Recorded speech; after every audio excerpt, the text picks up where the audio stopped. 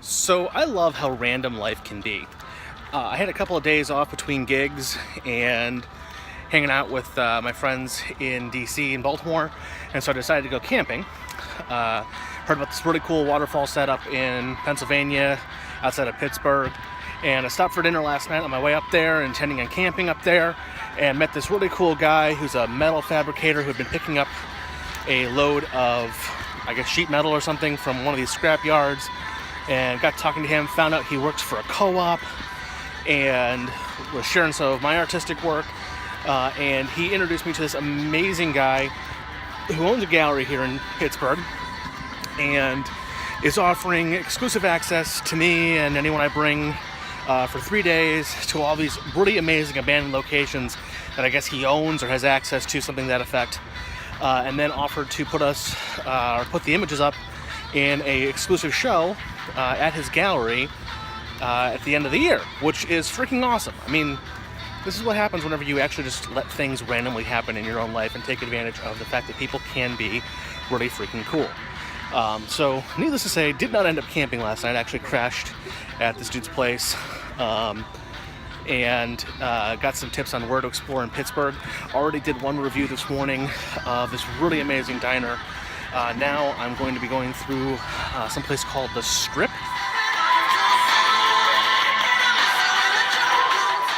First stop is the Smallman Gallery on Smallman Street in Pittsburgh. This is apparently a food incubator. From what I'm told, the chefs here get about 18 months of time in their own individualized kitchens. You can see those behind me.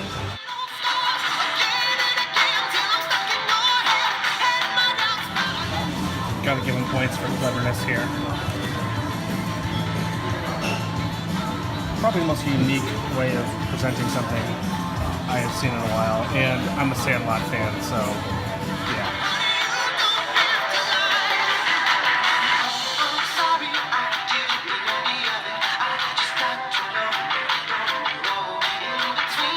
Hey, so I'm at Wigle Distillery in Pittsburgh. This place apparently is very well known for its whiskeys and bourbons. I've also been informed they do absinthe and a couple of other things. They have a gin that's apparently very popular. Josh, I work here at Wigle Whiskey. We have 4 of our more adventurous flights with spirits here. First is our Malt Whiskey, which is a collaboration with Spoonwood Brewing down by Bethel Park in Pittsburgh. It's modeled off their Smoke and Oats beer, so it's going to be a very smoky whiskey, has some oak character on the end. Follow that is our Old Tom gin, which is a forgotten style of gin from the 1800s. Instead of your classic botanicals like juniper berries and cardamom, you can kind of think of the Old Tom gin with baking spices. And then it's also sweetened on the end as well. Moving forward, we have our Old Sap, which is a malted barley forward whiskey. Again, another collaboration with a local brewery. And this whiskey is modeled off of their Belgian triple style. And then we proof it down with a little bit of maple syrup at the end, just to add some sweetness. And then lastly, we have our Swiss style absinthe, which is a wheat base, and we distill it through mint, fennel, wormwood, etc., and it's about 124 proof. So I got a special treat today from Anthony, who is one of the managers here at Wigle, and he gave me a taster of their 5-year aged bourbon, which is fantastic.